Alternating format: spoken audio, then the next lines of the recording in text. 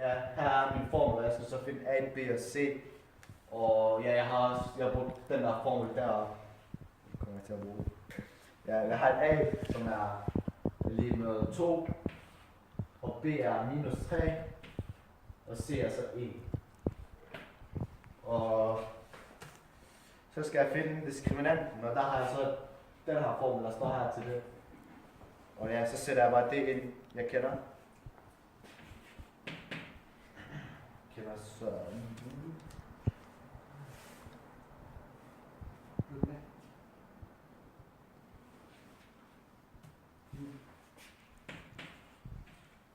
Og det sætter vi så i parentes. kan ikke se.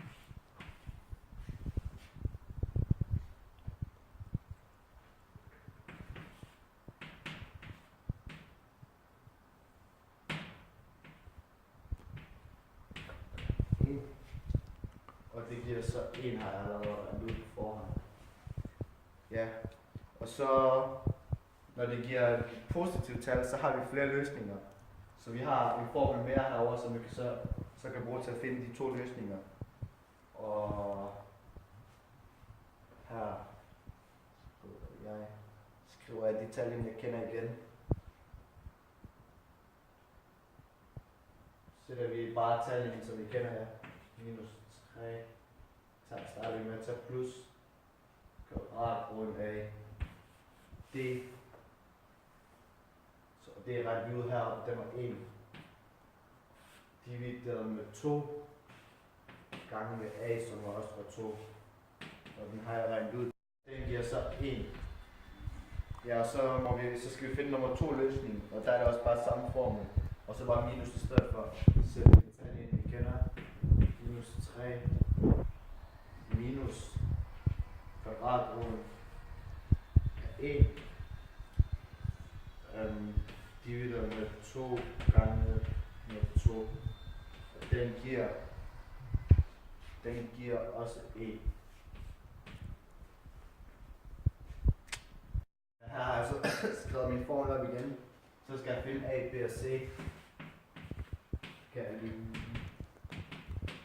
A den er så x, og det er så bare lige om til 1. B den er minus 2. Og C den er 1. Og så sætter jeg bare det ind i min formel, som jeg har der. Det er lige med B. Nej, den har jeg skrevet op, hvad han er nødt til at skrive. Så det er bare at sætte tallene ind. Det er lige med de minus 2. Og det var så i anden. Så jeg lige parentes rundt om. Minus de 4, som står der. Gange med A og gange med C. Gange med E. Gange med 1 igen. Og det har jeg så regnet ud forhånd, det giver 0. Det betyder så, at der er ingen løsninger. Ja, vi går i gang med opgave 3 nu. Hvor jeg lige skifter papir, fordi vi bliver smidt ud af skolen. Okay, vi starter med vores ligning. Skriver vi lige op. 4x i anden minus 2x er lige med 12. Og det er så ikke en anden grads ligning, så det skal vi lige have lavet om. Så minus er vi på begge sider. Minus er 12 på begge sider, så vi kan finde vores c. Hvis vi gør det her, så er det bare, det går op med hinanden, så skal vi også gøre det på den anden side. Jeg skriver altså her nedenunder.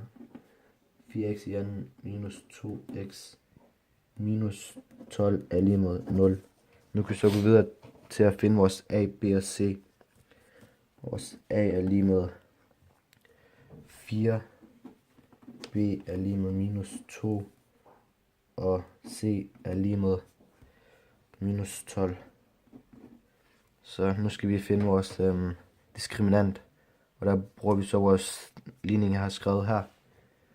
Og det er så, det er lige med minus 2 i anden, skal stå i parentes, og så minus 4, for det står i formlen, og så gange med a gange c, og vores a er 4, og vores c er minus 12.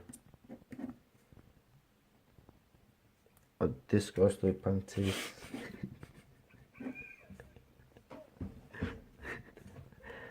Ja, det giver 196.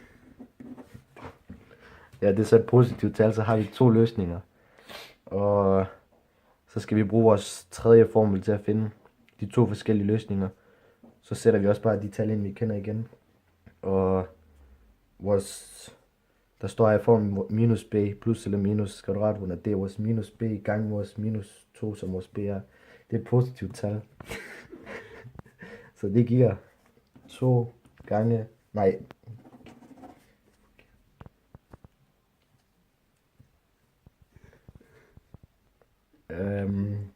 2 plus kvadratroden af d, som er 196, divideret med 2 gange, hvor blev den ligning af, gange med a, som er 4. Ja, det er et gange det her. Det giver 196. Så skal vi minus 2 minus kvadratroden af 196 divideret med 2 gange 4 er lige med minus 3.